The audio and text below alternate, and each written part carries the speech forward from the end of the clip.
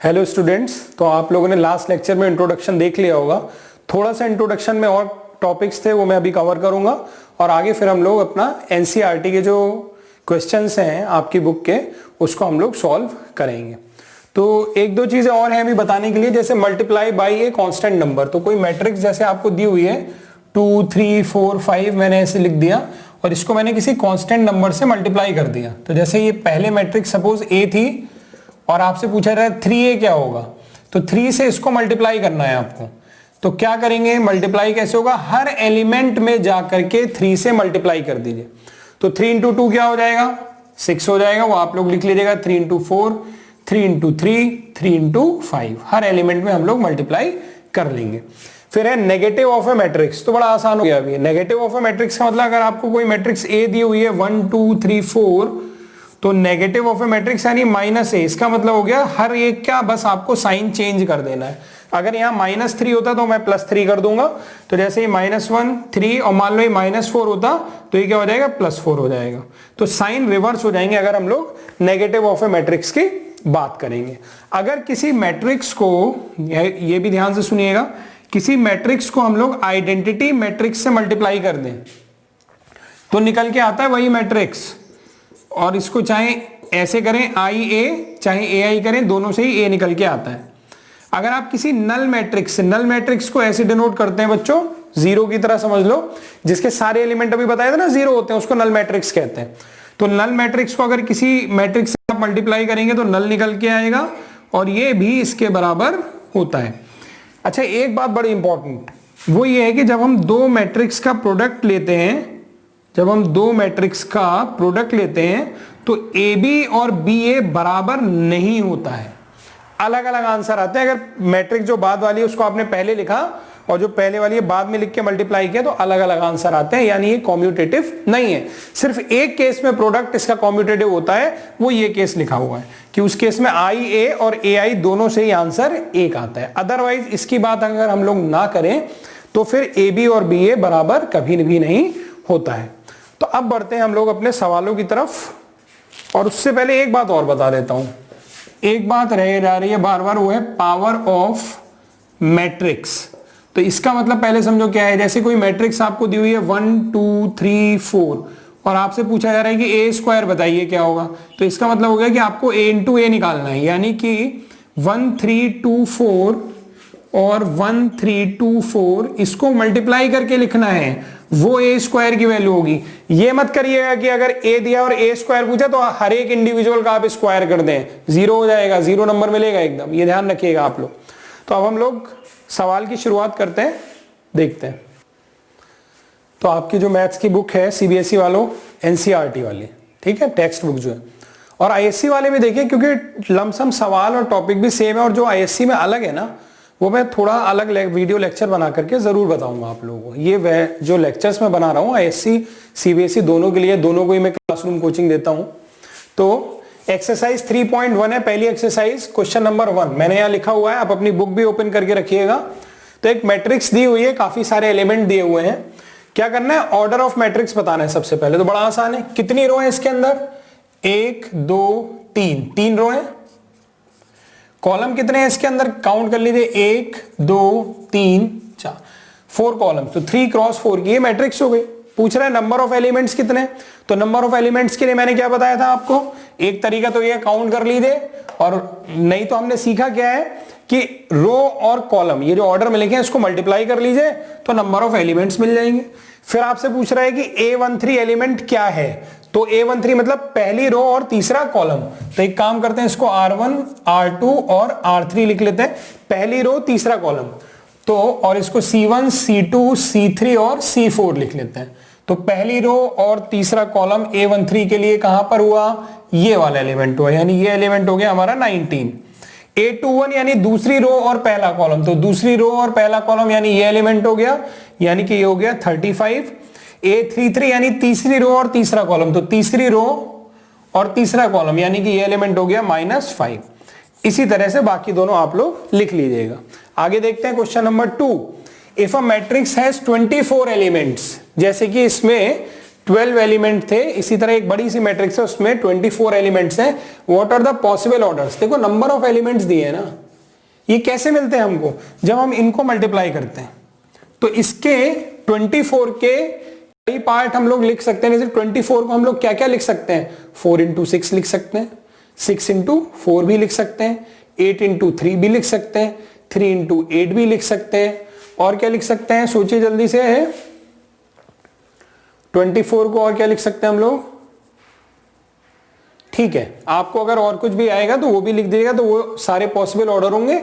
इसके अलावा 24 इंटू 1 और 1 इंटू 24 भी लिख सकते हैं। इसके अलावा भी 24 को जितने तरीके से तोड़ा जा सके वो सारे पॉसिबल ऑर्डर हो सकते हैं। What if it has 13 elements?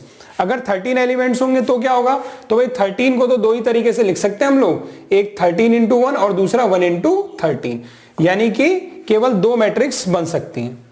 फिर एक नया क्वेश्चन है हमारे पास, कंस्ट्रक्ट 2 क्रॉस 2 मैट्रिक्स, यानी 2 क्रॉस 2 की बनानी है। और मैट्रिक्स के बारे में हमें क्या दिया हुआ है? देखो मैट्रिक्स है Aij whose elements are given by, ये एलिमेंट्स हैं ऐसे दिए हैं। इसका सेकंड और थर्ड पार्ट भी आप लोग अपने आप करिएगा, मैं फर्स्ट पार्ट बता रहा हूं, बहुत ध्यान से देखना है। 2 क्रॉस 2 की अगर हमारे पास मैट्रिक्स है तो हम लोग उसको कैसे निकालेंगे? देखिए जरा बहुत ध्यान से बोर्ड पर। तो मैं क्या करता हूं, 2 क्रॉस 2 के लिए यहां पर 2 क्रॉस 2 में 4 एलिमेंट होंगे ना, तो पहला एलिमेंट हम लोग क्या लिखते हैं? A11, दूसरा एलिमेंट क्या होगा? A12, तीसरा एलिमेंट क्या होगा? A21 और चौथा एलिमेंट क्या होगा? A22। ये हमारे एलिमेंट होंगे। अब आप बहुत ध्यान से देखो, A11 के लिए हम लोग क्या करने वाले हैं? यहां से देखिए जरा एक बारी,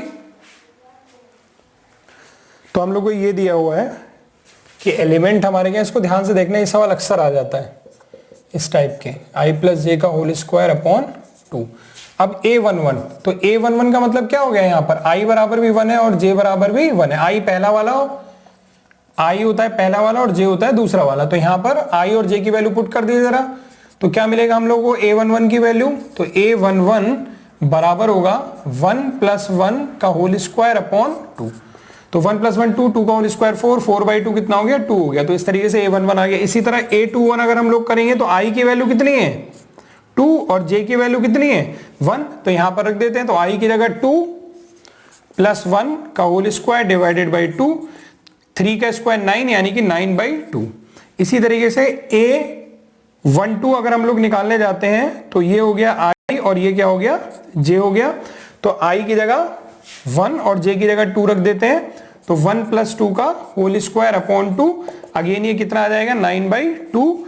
और फोर्थ एलिमेंट हमारे पास है A22, तो A22 चलिए यहां निकाल दे रहा हूं, बहुत ध्यान से देखिएगा। A22 के लिए i भी 2 हो गया और j भी 2 हो गया, इसमें पुट कर देते हैं, तो 2 प्लस 2 का होल स्क्वायर अपॉन 2, तो ये हो गया 4 का स्क्वायर 16/2 यानी कि 8। आप देखो हमने चारों एलिमेंट निकाल लिए ना, बस इन चारों एलिमेंट को, जैसे ये पहला एलिमेंट, ये इन चारों एलिमेंट को इस ऑर्डर में हमें पुट कर देना है जैसे लिखा हुआ है। जैसे कि A11 की जगह हम लोग क्या रखेंगे? रखेंगे हम लोग 2। A12 की जगह हम लोग क्या रखेंगे? A12 की वैल्यू है 9/2। A21 की वैल्यू कितनी है हमारे पास? 9/2। और A22 की वैल्यू कितनी है? 8। तो ये हमारी मैट्रिक्स कंस्ट्रक्ट हो गई जो हम लोगों को कंस्ट्रक्ट करनी थी। इसके दो पार्ट और भी हैं, वो इसी बिल्कुल बेस पर हैं, तो उनको आप लोग खुद करिएगा। आगे बढ़ते हैं नेक्स्ट क्वेश्चन की तरफ हम लोग। तो क्वेश्चन नंबर 6 पर आते हैं। 5 मैंने नहीं किया है, सेम पैटर्न का क्वेश्चन है, तो आप लोग इसको खुद करिएगा। नहीं होएगा तो कमेंट बॉक्स में लिख के बताइएगा, फिर मैं सॉल्व करूंगा। डिमांड जो आएगी वो तो मैं करूंगा ही करूंगा। तो फाइंड एक्स वाई जेड, और इसमें एक्स वाई जेड आपको मालूम करना है पहले पार्ट में। देखो इक्वलिटी का निशान लगाया, दो मैट्रिक्स इक्वल कब होती हैं? जब उनके करस्पॉन्डिंग एलिमेंट्स बराबर होते हैं, यानी पहला फर्स्ट वाला फर्स्ट के बराबर, सेकेंड थर्ड के बराबर और फोर्थ के बराबर। तो यहां से 4 इज इक्वल टू वाई हो गया, 3 इज इक्वल टू जेड हो गया, और x इज इक्वल टू 1 हो गया, या वैसे ही लिख देता हूं, x इज इक्वल टू 1 हो गया, और 5 इज इक्वल टू 5 तो होता ही है। तो यहां से y की वैल्यू 4, z की वैल्यू 3 और x की वैल्यू 1 आ गई जो फाइंड करनी थी। सेकंड पार्ट खुद करिएगा, थर्ड पार्ट में बता रहा हूं। ये भी दो मैट्रिक्स इक्वल हैं, यानी यहां का पहला और यहां का पहला बराबर होगा, यानी कि x plus Y plus Z is equal to 9, और x plus Z is equal to 5, और y plus Z is equal to कितना हो जाएगा? 7 हो जाएगा। तो एक काम करते हैं भाई, अब ये 3 इक्वेशन है ना आपके पास, अब इनको सॉल्व करना पड़ेगा। 3 इक्वेशन 3 अननोन इजीली सॉल्व हो सकते हैं। चलो मैं कर देता हूं। y प्लस जेड की वैल्यू कितनी है 7, तो यहाँ y प्लस जेड की जगह 7 रख देता हूं, तो x plus 7 is equal to 9, तो x इज इक्वल टू कितना आ गया हमारे पास, आ गया हमारे पास 2, x की वैल्यू आ गई।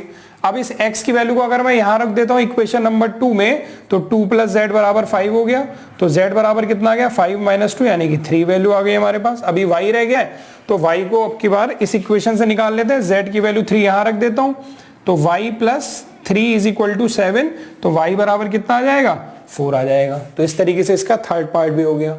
क्वेश्चन नंबर 7 आप लोग खुद करिएगा, सेम पैटर्न का है। क्वेश्चन नंबर 8 मैं आपको बता रहा हूं, कई बार बच्चों को इस तरह से जब लिखा होता है तो बड़ा अजीब लगता है ये क्या लिखा हुआ है, तो बड़ा आसान है ये। यहां पर आप i को 1 और j को 1 करिए तो पहले एलिमेंट मिलेगा a11, i को 2 करिए और j को कुछ 2 कर दिए सपोज, तो a22 मिलेगा। तो i और j को डिफरेंट डिफरेंट वैल्यू देते रहिए, पूरी मैट्रिक्स तैयार होती जाएगी। अब वो पूछ रहा है is an square matrix if, तो 4 ऑप्शन दिया बुक में अपना देखिएगा, तो उसमें एक ऑप्शन मिलेगा स्क्वायर मैट्रिक्स में क्या होता है, रो और कॉलम क्या होता है बराबर होते हैं, यानी m is equal to n is the correct answer. फिर एक क्वेश्चन नंबर 10 देखिए, थोड़ा अजीब सा है ये। The number of all possible matrices of order 3 3 with each element 0 और 1, यानी कि चलो पहले इसका मतलब क्या बताता हूं। 3 क्रॉस 3 की है ना, तो a11 a12 a13 ऐसे करके इसके अंदर 9 एलिमेंट्स होंगे हमारे पास।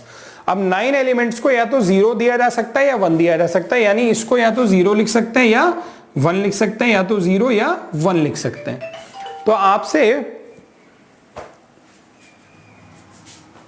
तो आपको यहां पर 0 या 1 रख सकते हैं, 0 1 यहां 0 1 यहां रख सकते हैं हम लोग। तो अब देखो जरा क्या होगा।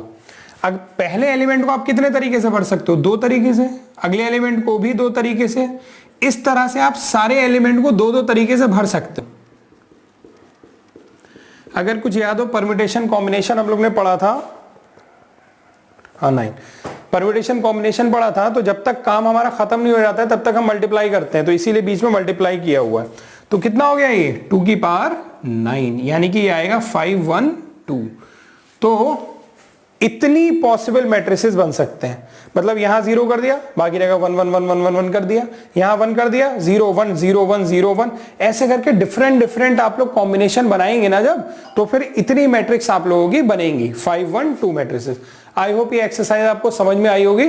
अगली एक्सरसाइज हम लोग शुरू करेंगे एक्सरसाइज 3.2, जिसके लिए आपको अगले वीडियो में जाना होगा।